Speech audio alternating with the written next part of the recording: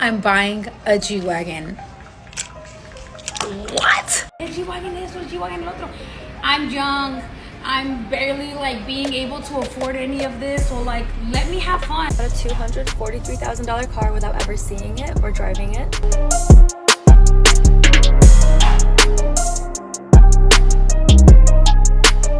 Guys, I recently made my first car purchase at 22 years old. I'm gonna give you guys a full in-detail car tour of my new car, tell you guys a little bit about it, some fun facts, and how I'm enjoying it so far. What's up, guys? Welcome back to the channel, man. Welcome back to the channel. Today, guys, we got a lot of clips to react to. Some folks are upset. They tired of people talking about other folks getting car notes. They're saying people need to mind their business. So let's get right into it. Let's go. I hate when people are like, "Oh my God, you want to trade in your car already? Like you're like, there's no value to that." Bitch, it's my car. If I want to trade it every year and have a car payment for the rest of my life, who gives a are you paying for it?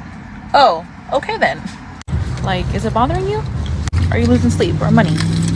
No, okay then. It's funny because I've been seeing a lot of videos like this, man. A lot of people mad. She's right, though. If you look at a lot of videos that's on YouTube, especially ones like mine who react to other people making bad financial decisions, you're starting to see a lot of people leaving comments like this and also making videos responding to other folks, complaining about people having real high car notes or trading in their cars often, leasing cars. And again, like I always tell y'all, you got to do what works for you. Everybody's financial situation is different, so you can't judge people. You feel me? And some people always say, I'm judging. I don't judge. I just react to the video.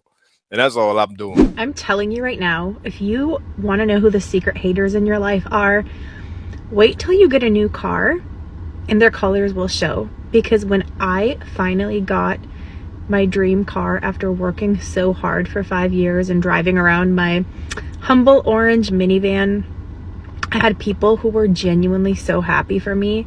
And they were almost crying with me because they knew how hard I worked for this. And then I had friends who would literally make jokes, snarky comments. You're Tesla. You're Tesla. Brand spanking new Lexus SUV. How is that possible? Integrate into the same neighborhood that I worked my entire life to get into. I don't understand it. Here's this guy right here in his brand new Lexus. There he is, there right he there. Is, right there. That guy right there, that's a Look at that vehicle. Yeah. We're working on a very challenged credit right here, 527 score, with only $2,000 down on a beautiful 16 Lexus RX 350. Got it approved. And I still don't know if I have a deal on that. You still have the vehicle? Yeah, we're ready to go with you. Were y'all able to come down on the price of the vehicle at least $1,250? Not at all. I tried, but we did our research and found that that's a good price for that car in the area for the mileage. Okay. Well, I know the website said you all have financing options that you can push it out to 72 months. So is there something y'all can do? Remember, I pushed it out from 48 to 66. That's the most they'll do. That's most they'll do. And they do it for me, not too many other people, believe me. Well, tell them to do it for you for 72 months. I can come pick up their car and leave and go about my business. You better get your mama.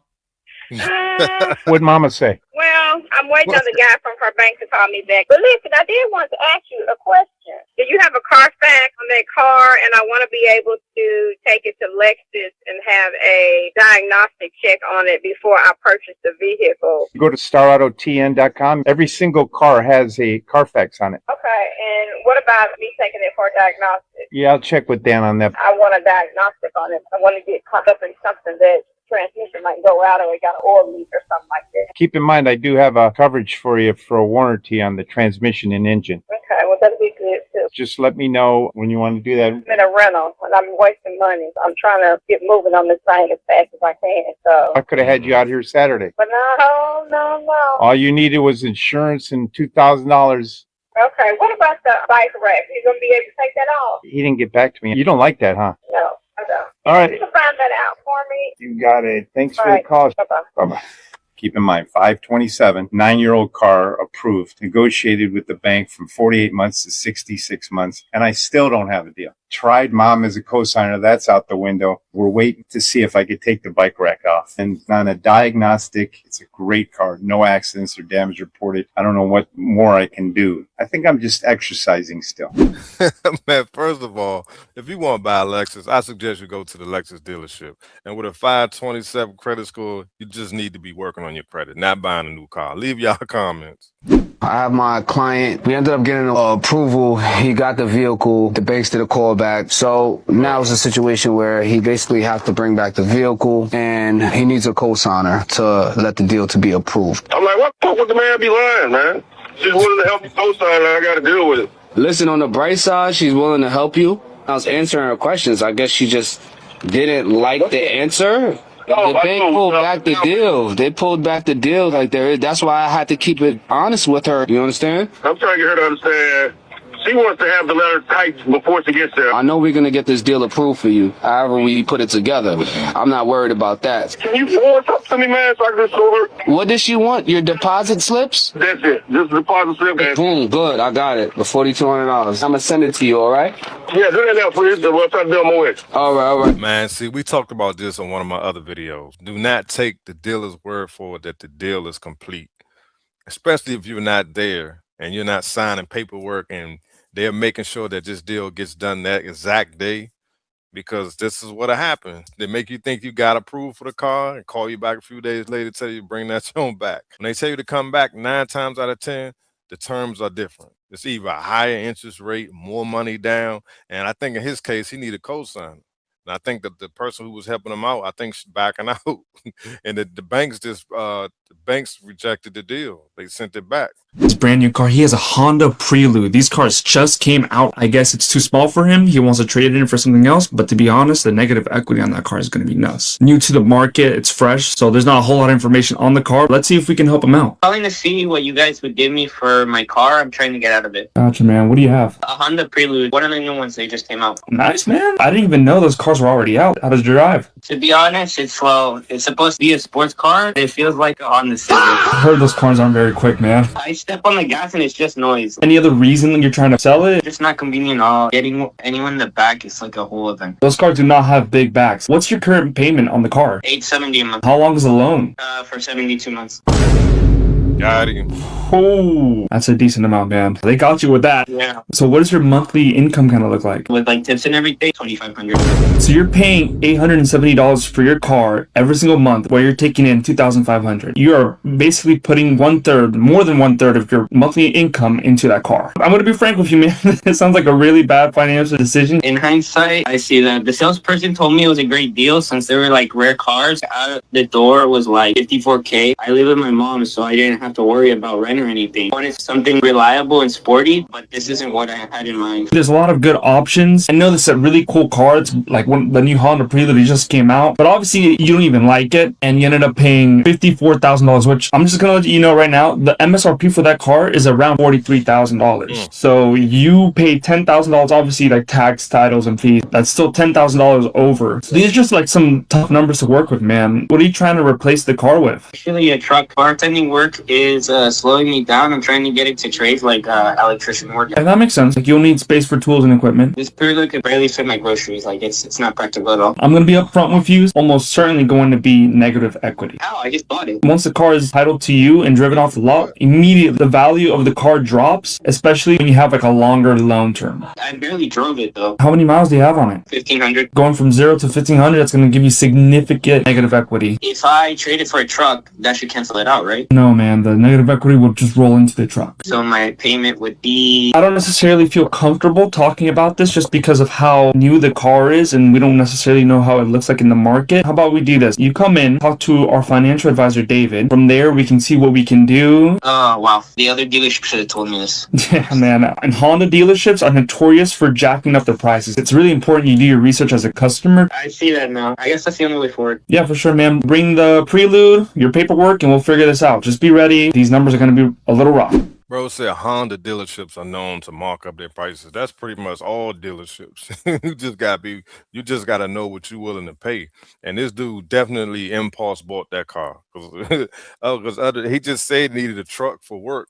So why did he buy that in the first place? If you know what I'm trying to say. So it happens though. Trust me, I know firsthand how you buy something, then a couple months later you're like, man, hold on, I don't know if I really want this. But it's gonna cost you. You're gonna pay at the end. Like I say, I ain't perfect. I've made some bad car deals in my time, but now if I make a bad car deal, I know I got to pay for it. I have to go ahead and just pay the car off, even if I take delivery of it and, finance it initially and then pay it off later. because that's probably what I'm going to end up doing with this situation I'm dealing with. But that guy, he definitely going to have negative equity. He must be new to buying cars because he's going to say, how's there negative equity? Dude, as soon as you pull off that lot, it's negative equity. That's just how it is, especially if you didn't put no money down. That's just how it works. Folks, it's your boy stevoogotmerollin. Today I got my dog John here, approved on this 2022 Camaro. Remember that one I posted earlier today? I said I was gonna sell?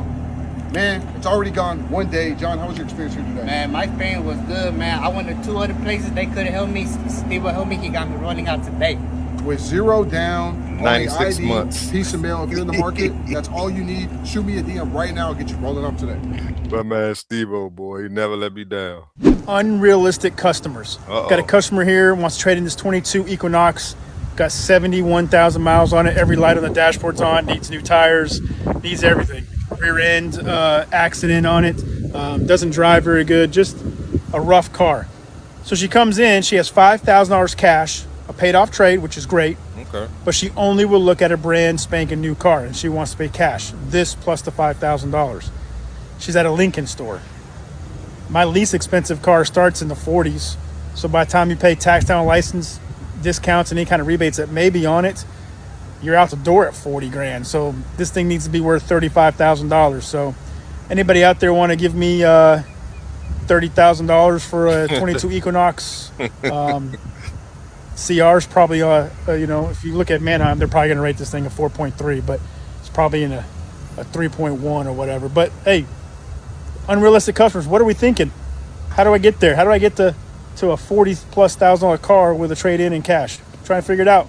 Unrealistic customers. Later.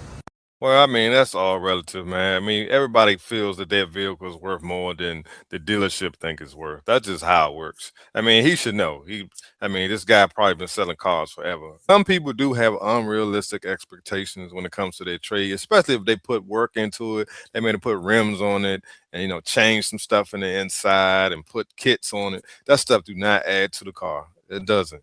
It really actually takes away, because now the dealership got to take that crap off and they got to put all the original stuff back on it. So that's why they lowball the heck out of your trade when you go to trade the car in. And if you want, it's probably easier to get more for your trade selling it privately. But nowadays, that's such a headache because you got all these bots, all these scammers. So it's just easier to just sell it to the dealership. You know, but if you're willing to deal with all the nonsense, then you could get more for your car selling private. But going to the dealership with a car like that, thinking you're gonna get a bunch of money for it, it's just like he said, it's unrealistic. I mean, that's just is what it is. Dealership in February of 2025, and I tell the story all the time of helping some friends with a pilot and how easy I made the process and how much they were bragging on it. And I thought, man, I can do this for myself. But the real story that caused me to leave the dealership. There you go. Spill the beans. And it kind of works me up a little bit and gets me riled up a little, so I don't tell it often. But I had a customer. I wasn't really involved in the deal, really. And salesperson sold a gentleman a car, and his wife hated the process. Just hates the car. Sound like my wife. When he went into the business office to do all the final paperwork, she shows up, she comes in the business office and she gets all excited. She said, honey, I thought we were getting the sport touring CRV, and I thought that that's what we were agreed on. He says, that's what we are getting. And she said, well, that car's only $43,000. Why are we paying $46,000 for it? Well, because we added accessories to every one of our cars, and that extra $3,000 was for the floor mats and the cargo tray and the splash guards and the paint protection and all the stuff, all the ads, right? And that wasn't the problem for me. I justified that.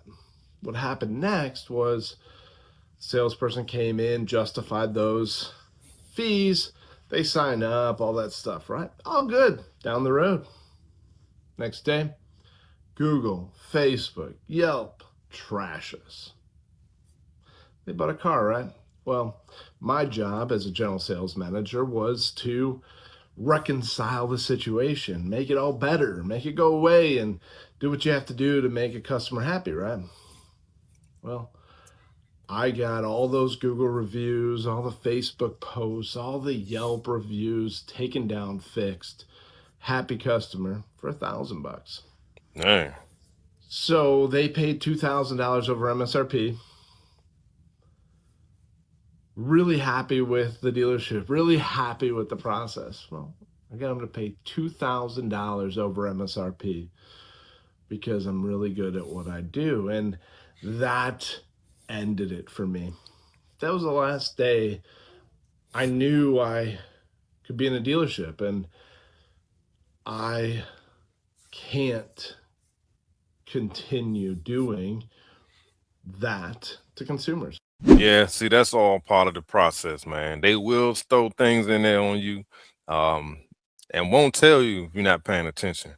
Now, sometimes the stuff they throw in there, you have to look at your situation and the type of vehicle it is. And this was, you said, I think it was a CRV. So what's that, a Honda? You definitely don't need all that extra stuff. I mean, you really don't. Those cars are pretty solid.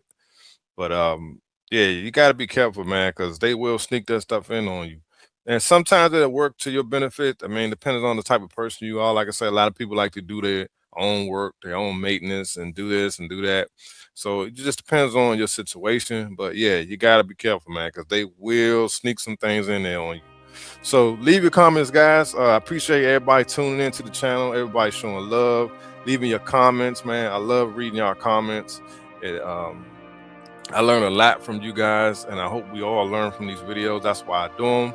If you're new to my channel, I hope you hit the like button, subscribe, hype the video, whatever you can do to get my videos in the algorithm, because there's a lot of people starting to do these videos. And I appreciate all my subscribers and everybody that watch my channel. Appreciate y'all watching. I'll see y'all on the next one. Peace. If you drive a nice car to work, make sure your manager or whoever else doesn't see it. Once they see it, it's over. They're going to start cutting your hours. They're going to try and fire you, pick on you for the smallest reason. Make sure they don't see it. My manager, right? She saw my car. It's a Challenger. She was coming out of the parking lot. We were face to face. You know, I saw her from my car. She saw me from her car. And she made a face. It was like, okay. That same month, I was gone. I was up out of there.